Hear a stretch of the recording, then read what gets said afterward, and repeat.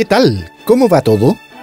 En estos momentos estoy de visita en España. Específicamente me encuentro frente al Palacio Real de Madrid, que fue el lugar de residencia de varios monarcas durante la época del Imperio Español. Desde la conquista de Chile y durante todo el periodo colonial, nuestro país estuvo sometido al mandato del rey de España, que tenía el poder absoluto concentrado en su persona, aunque a partir del siglo XVIII, o sea, alrededor de 1700, comienzan a aparecer soberanos que se interesan más en el bienestar del pueblo. Este periodo se llama el despotismo ilustrado. En el siglo XVIII surgió una corriente intelectual llamada la Ilustración, cuyo principal postulado es que el ser humano, al ser racional por excelencia, debe actuar en consecuencia con ello, dándole gran importancia a la filosofía, la ciencia, la educación, al bien común, a la tolerancia y la discusión e intercambio de ideas. En este contexto se llama despotismo ilustrado o reformismo ilustrado al tipo de gobierno que ejercieron los reyes durante la época de la Ilustración. Estos monarcas pensaban que sus decisiones debían estar enfocadas en robustecer el poder del Estado y contribuir al bienestar del pueblo, pero sin que éste tuviera una participación en el gobierno, lo cual fue resumido en la siguiente frase: todo para el pueblo, pero sin el pueblo. Dentro de los déspotas ilustrados más destacados se encuentra el rey español Carlos III, quien implementó algunas reformas tales como profesionalización y fortalecimiento del ejército, reforma del clero y expulsión de los jesuitas del Imperio Español. Se permitió ampliar los negocios entre algunas colonias. Se impulsó el desarrollo científico y se amplió la cobertura en educación. A pesar de estas reformas, en lo fundamental, el panorama cambió muy poco para los países del Imperio Español, ya que se mantuvo el centralismo y la concentración del poder en las manos de la monarquía, pues el principal interés de los reyes era mantener bien controladas a las colonias para seguir obteniendo grandes beneficios económicos a través de la recaudación de impuestos. Si nos preguntamos cómo se vivía este periodo en el Chile de esos tiempos, podríamos mencionar algunos aspectos relevantes tales como los siguientes.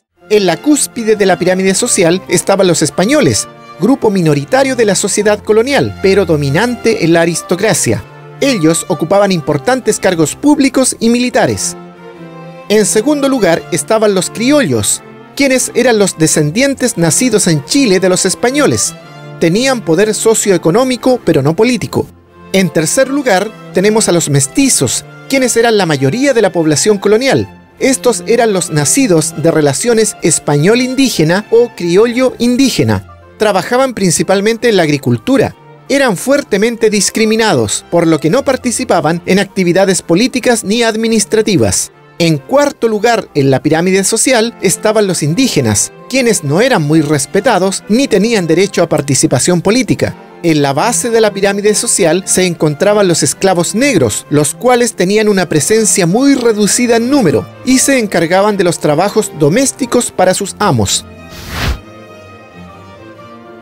También debemos mencionar que el desarrollo urbano en aquella época recibió un gran impulso, ya que las reformas del despotismo ilustrado llevaron a la creación de la Junta de Poblaciones, una institución creada para la fundación de ciudades con el fin de reubicar a la gran cantidad de población rural que se encontraba dispersa. Esto dio lugar a la fundación de ciudades tales como Illapel, Vallenar, Constitución y Osorno.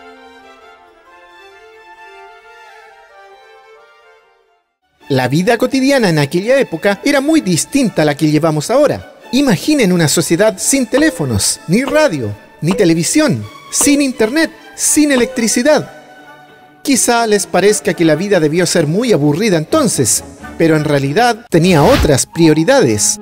Podemos decir que la conversación y el trato personal eran muy importantes, por lo que eran frecuentes las reuniones, festividades y celebraciones sociales.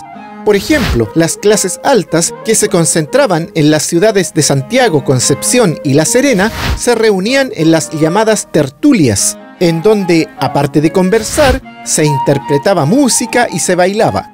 Por su parte, las clases populares realizaban sus fiestas en las denominadas chinganas, que fueron los lugares donde se desarrolló de modo más relevante la tradición popular, tanto de la cueca como del folclore en general.